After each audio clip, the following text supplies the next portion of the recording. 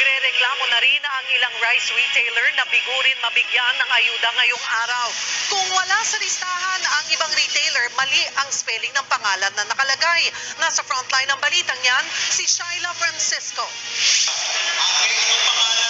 Dinungog ang bigay ng 15,000 pesos na livelihood assistance sa mga rice retailers sa Marikina City kanilang umaga. Hindi pa man nagsisimula, puno na ang covered court na ito. Si Elmer Acepcion, mag-aalas 8 pa nakapila. Nagsara raw muna siya ng tindahan para makuha ang tulong sa pagsunod nila sa 41 at 45 pesos na price cap sa bigas. Yun nga lang, ang inaasahang pera na pornada. Wala kasing apelyido ang pangalan niya sa listang ibinigay ng DTI. Na-include nila, Elmer Hermoso, na wala yung asepsyon. Pero sabi nila ma'am sa akin, gagawan lang ng paraan.